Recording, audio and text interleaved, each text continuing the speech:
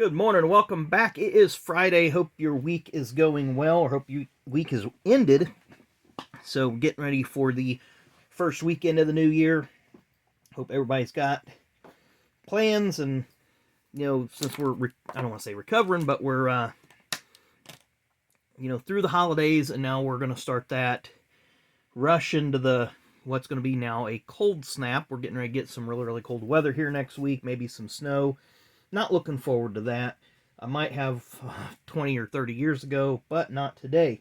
So we have a flea market finds. I'm actually combining two flea market find videos because some of the stuff we'll get into in a minute, picked up recently, and some I picked up back in October when we were over in Ohio at the flea market there in Maumee, which is a suburb of Toledo.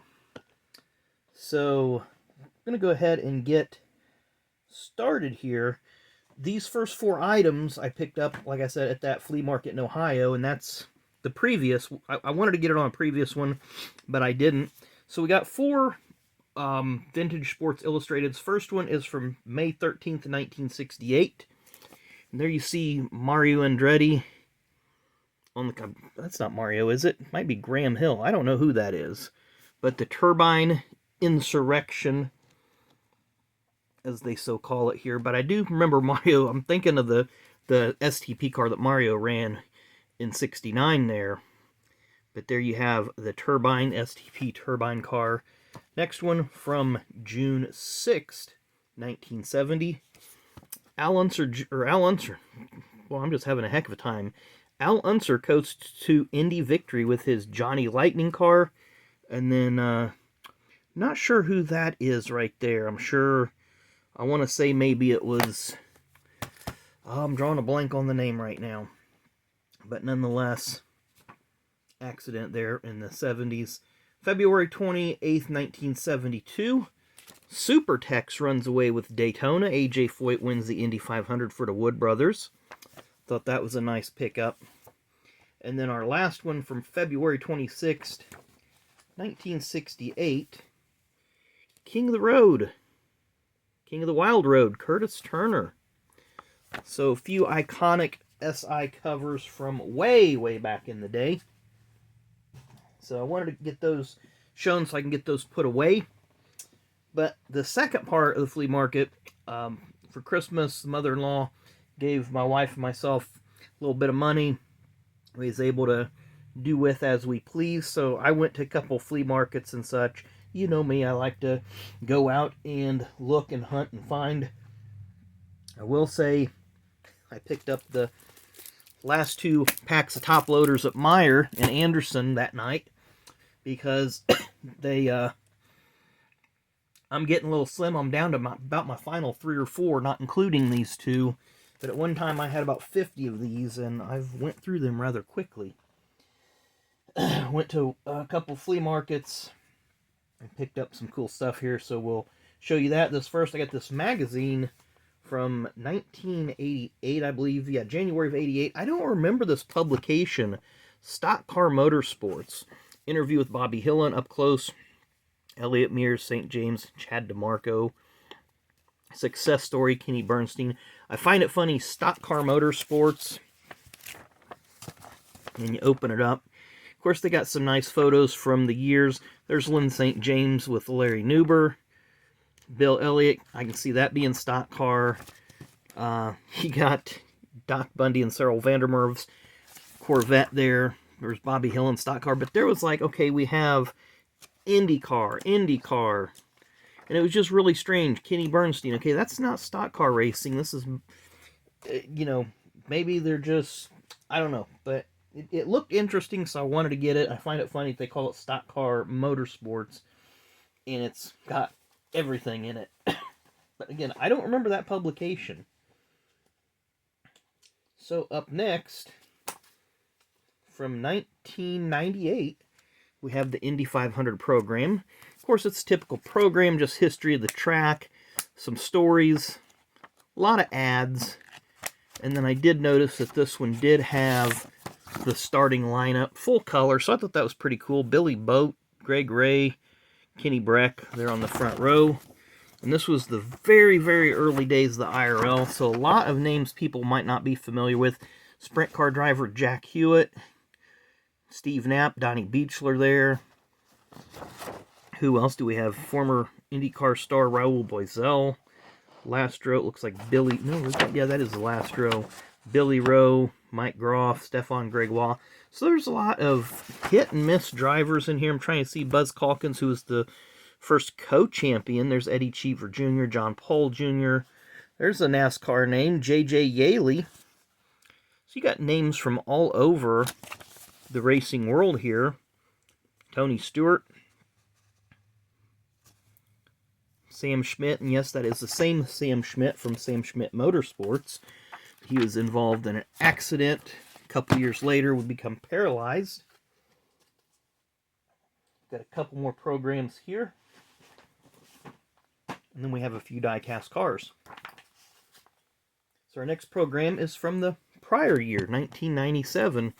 Got, of course, the IRL, generic IRL car there, and then Ray Haroon's Marmon Wasp. Again, just more ads, more fluff, articles, etc., etc. And this one has somebody's ticket stub as well. Again, it's a starting lineup here. So you got Lyondike, there's Smoke once again, Vincenzo Sospiri, I vaguely remember that name. I'm just going over some of these names. Jeff Ward, Alessio Salazar is there. Who else do we have? There's Cheever, there's Robbie Gordon. This was the year he did the double, or he attempted to. And he got some really bad burns in that car during the 500. When it was, what had happened is the 500 was delayed by rain and there was all sorts of problems, but they didn't realize it, but there was a small crack in the gas tank, which literally sits right behind the driver at this point.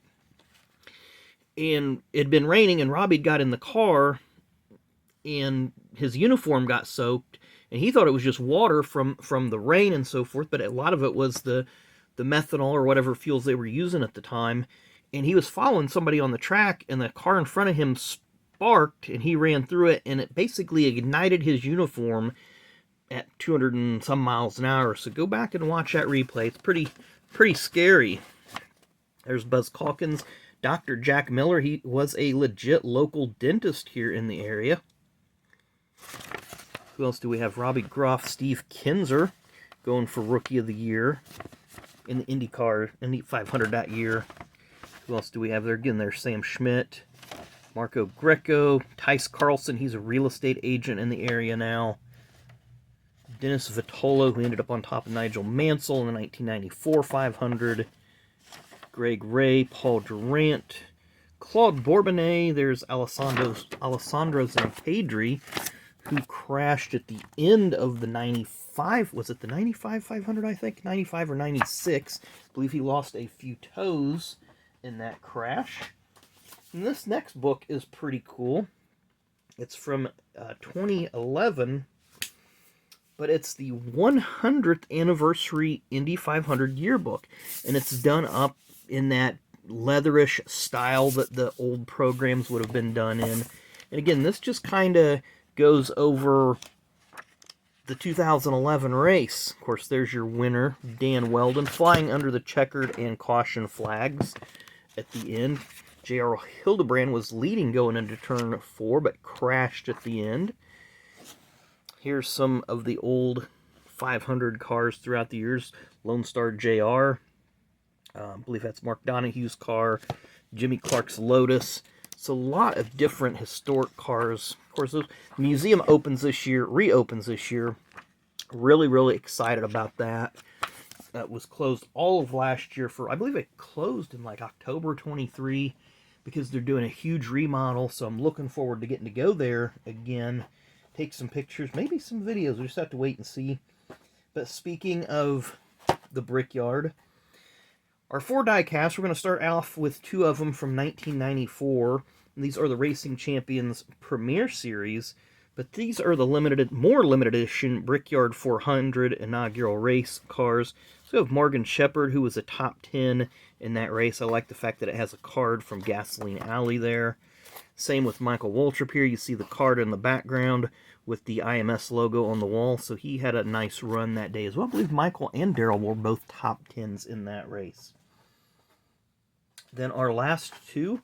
This one is from 1993. It's Racing Champions Premier Series. Derek Cope. Now, I do have this one, but I do like this car. This car ran 3 different paint schemes in 1993. For the Daytona 500, it was number 66 with the old Phillips 66 font on the car. And they just had, it was a solid black car, and it had Bojangles written in the yellow letters on the side and on the hood. Then the next race, they ran this paint scheme, except where it's yellow, it was black. And then after that, they started painting the car up like this for the rest of 1993. But I do have, they did make one of these with that black paint scheme in the 98, and I do have that one somewhere as well. And our final one, also from this is from 1995, so we went from 93, 94, now we're going to 95. They didn't do these premiere ones too often, but when you did, I vaguely remember these being in stores, but not too awful much. Rookie of the Year contender at the beginning of the year, Steve Kinser. He ran 5 races before a couple DNQs, and he was released. And I often compare Steve Kinser and Dario Franchitti in the same light with their NASCAR experiments, that they both had, good runs in other series. Steve Kinser and IROC. Dario was kind of headed to NASCAR, and they put him in an ARCA car at Talladega, and he had a good run. Kinser's good run, and IROC was at Talladega when he won. I believe that was in 94. So immediately, their owners, Kenny Bernstein in this case, and Felix Sabates, Chip Ganassi in the other case with Franchitti, snagged them up, put them in cup cars, and they were not ready for them. So in a kind of an oddball way, you can kind of compare SVG to these guys, because yes, he did win in his first cup start, and I'm not going to say it was tainted, because it wasn't. But the fact that the cars were very similar to the V8 supercars that he ran, they were running in rain conditions, and no other driver in that field regularly would race in rain conditions, and it was the first street course for the Cup Series. So SVG did have an advantage, I feel, over the field that day. He ran a good race, I'm not going to deny that, but you do have to admit, last year, other than Daytona, Talladega, and Atlanta, he was pretty rough on the ovals. So I'm glad that they did give him a year of Xfinity to come up, because I think that will help him this upcoming year in Cup. But again, I do see the same thing. I think he'll run good at the drafting tracks, and he'll struggle on the short tracks and intermediate tracks till he gets his rhythm down. But we'll just have to wait and see. Obviously, he's lasted longer than Kinser or Franchitti did, but that's neither here nor there. We'll just have to kind of wait and see how that goes. But anyway, special thanks to the mother-in-law for the money, allowing me to go out and buy some extra stuff, and some pretty cool stuff with that. I'm happy with my purchases. So I did get some scratch-off tickets, didn't do too good on those, but that happens, once in a while. But I do like this. Probably my favorite thing of the whole bunch is just this vintage 2011 yearbook. I just think that's super cool. It's, practically in mint condition. Got some stories and articles and stuff in there. I think it'll be an interesting read. So anyway, thanks again for watching. Really, really do appreciate it. Make sure you hit that like and subscribe button on your way out. Come back at noon for Fast Packs. Be ripping a pack of 1988 Fleer Baseball. So, thanks for watching. We'll see you later.